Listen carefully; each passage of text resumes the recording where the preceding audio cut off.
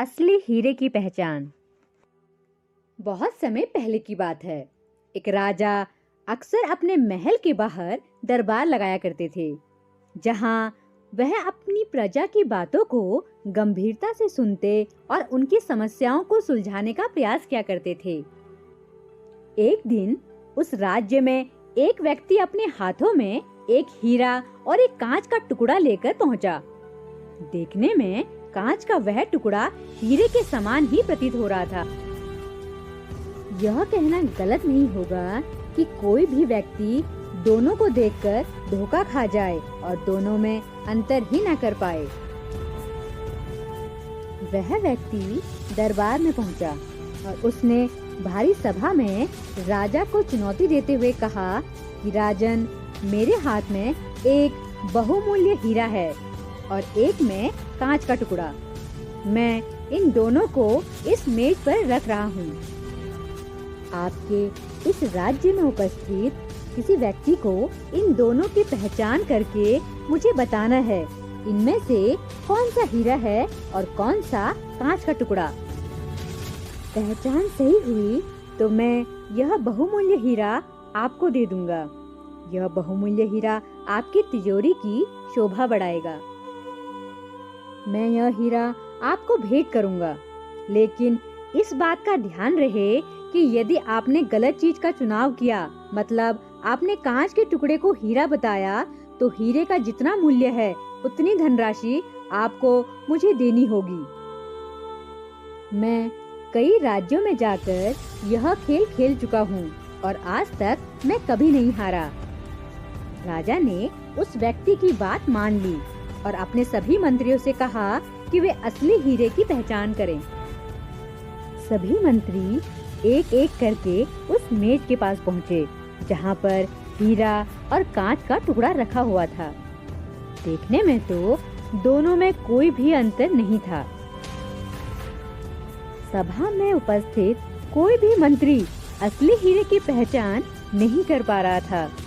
उन सभी के मन में यह डर भी था, यदि वे कांच के टुकड़े को असली हीरा बता दें, तब राजा को उस हीरे के मूल्य की राशि भुगतान करनी होगी।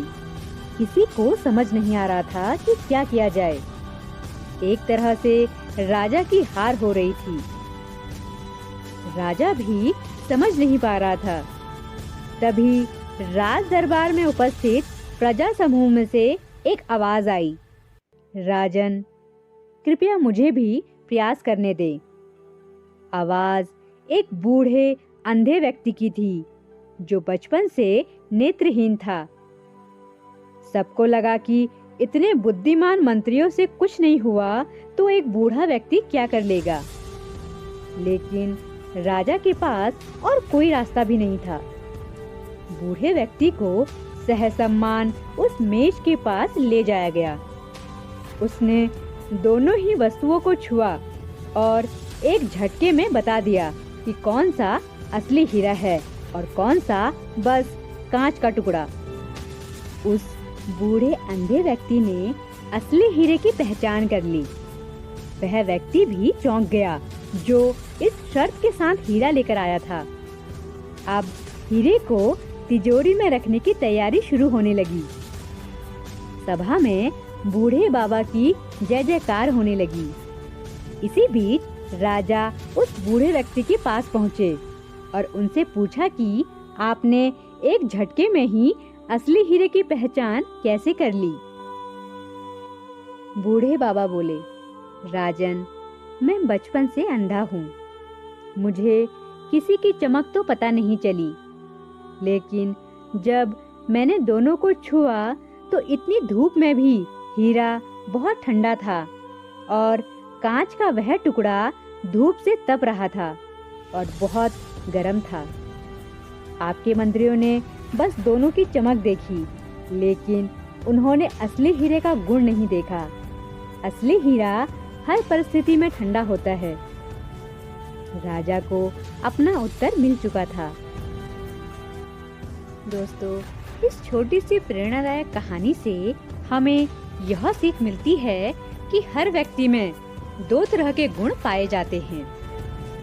ठीक उस हीरे की तरह और कांच के उस टुकड़े की तरह। जो व्यक्ति विपरीत परिस्थिति में भी गर्म नहीं हुआ, ठंडा रहा, वो अपनी लाइफ में हर वो चीज कर सकता है जो वो चाहता है। लेकिन जो व्यक्ति कांच के टुकड़े की तरह गर्म रहा तो उसका कोई मोल नहीं। बहुत सारे लोग गुस्सा करते हैं, आग बबूले हो उठते हैं, चिल्लाते रहते हैं। ये वही गुण हैं जो कांच के उस टुकड़े में होते हैं। और हीरा तो हर परिस्थिति में चमकता भी है और ठंडा रहता है। इसलिए अपने दिमाग को ठंडा रखिए, शांति से काम कीजिए। अपने अंदर के हीरे की पहचान आपको खुद करनी है और आपको हीरा बनना है, ना कि कांच का वह टुकड़ा जो सिर्फ हीरा जैसा दिखता है लेकिन हीरा नहीं। आज की ये कहानी पसंद आई हो तो प्लीज चैनल को लाइक, शेयर और सब्सक्राइब करना ना भूलें। Thanks for watching.